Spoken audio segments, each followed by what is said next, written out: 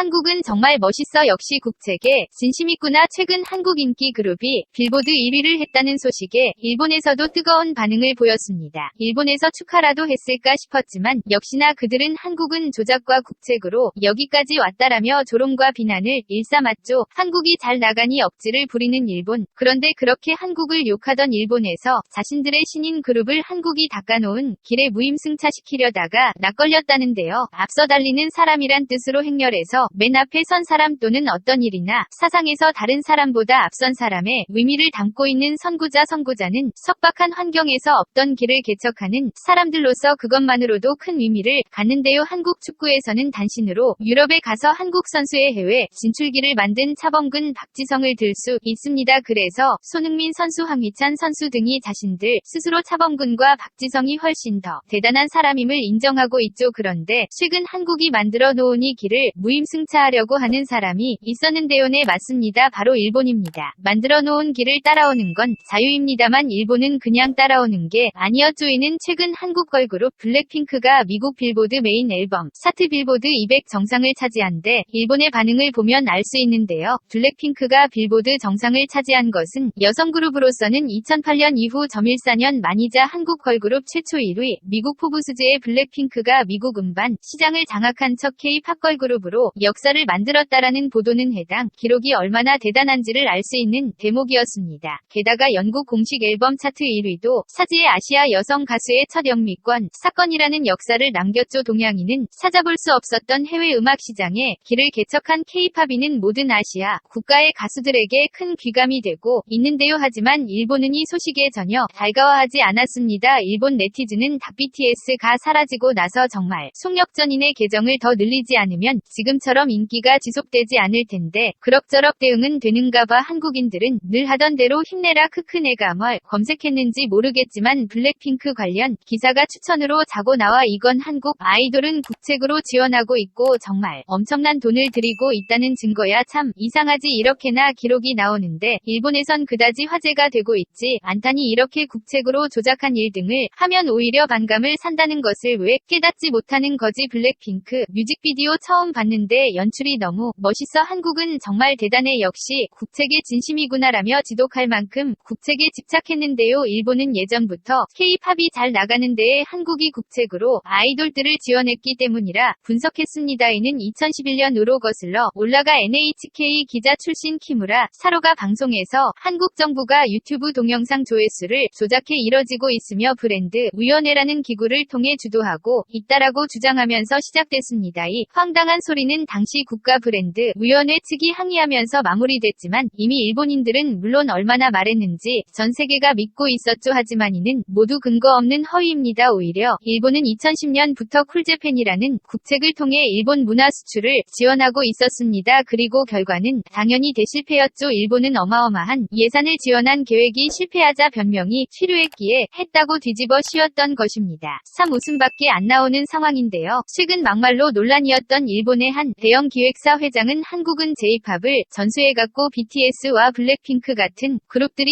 일본을 발판 삼아 해외에 가서 엄청나게 히트하고 있다. 국가와 정부가 밀어주니 당연하다라며 잘못된 사실을 자신의 유튜브 채널을 통해 선전하고 있기도 했죠. 아무래도 J-팝이 전혀 세계에서 먹히지 않기에 배가 아픈 것 같은데요. K-팝이 아시아 음악을 세계로 이끌며 선구자 역할을 했는데 돌아오는 게 이거라니 착잡하기만 한데요. 그런데 놀랍게도 일본은 뒤에서 몰래 강곡이 닦아 놓은 길에 무임승차하고 있었습니다. 저희 박수 채널에서 소개했던 미국 오디션 방송에서 광탈한 일본 그룹 토라자가 그 주인공입니다.